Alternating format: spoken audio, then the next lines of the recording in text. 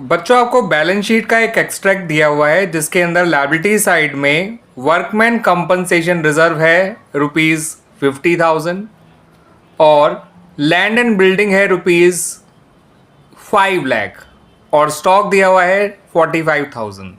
ठीक है बच्चों, उसके अलावा यहाँ पर आपको एडिशनल इन्फॉर्मेशन भी दे रखी है जिसमें कहा गया है कि जो वर्कमैन कंपनसेशन क्लेम है वो ₹80,000 का है और लैंड एंड बिल्डिंग को 20% अप्रिशिएट करना है और स्टॉक को एक पार्टनर जिसका नाम है अचला और दूसरा पार्टनर जो पुराना पार्टनर है उसका नाम है बॉबी।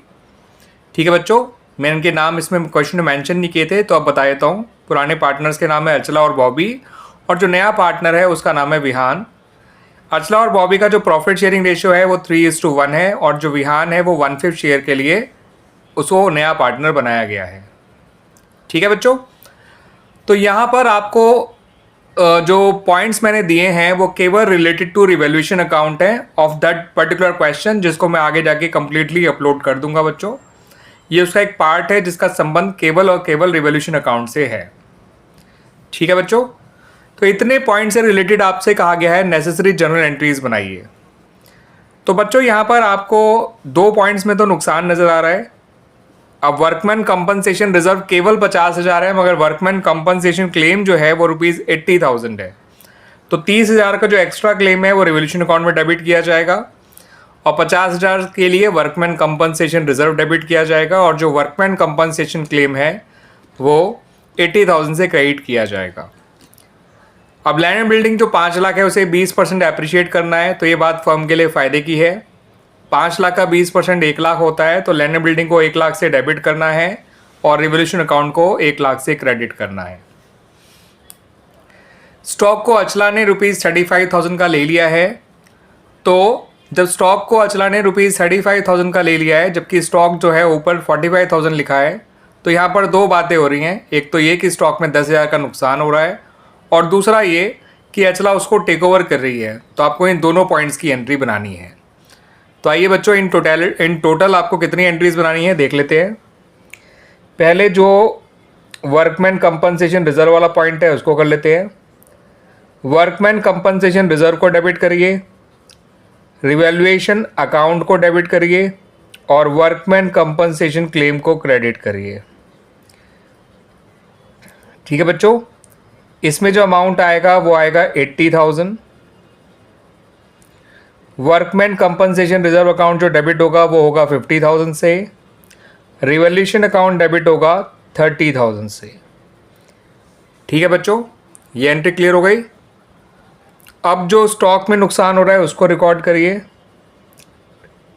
10,000 का था वो 45,000 का, उसको अचला ने टेक ओवर किया है 35,000 का, तो स्टॉक में 10,000 की गिरावट आ रही है।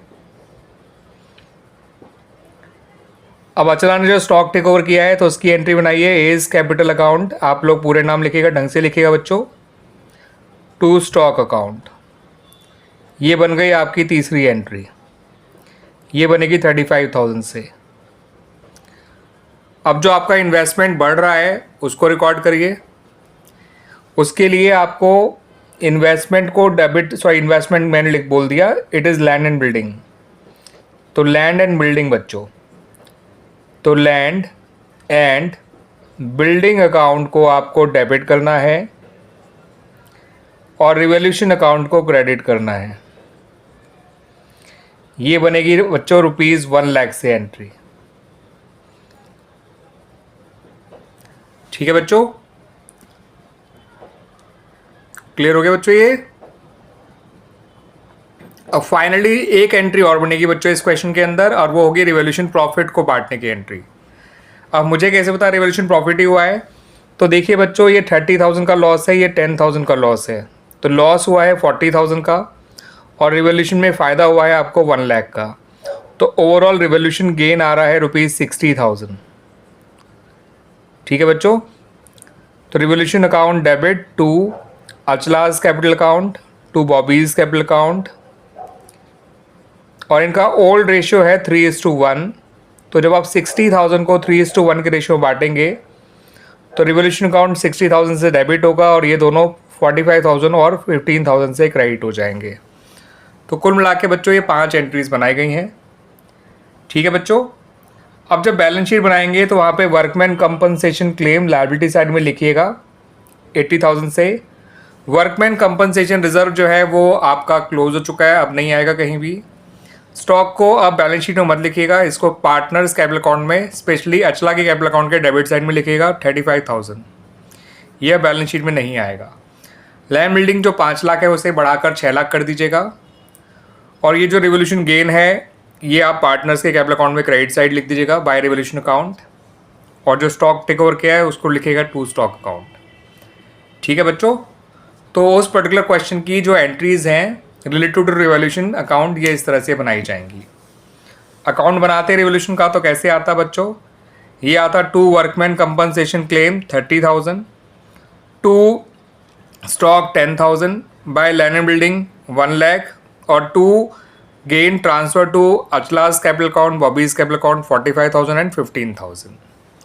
क्लियर बच्चों।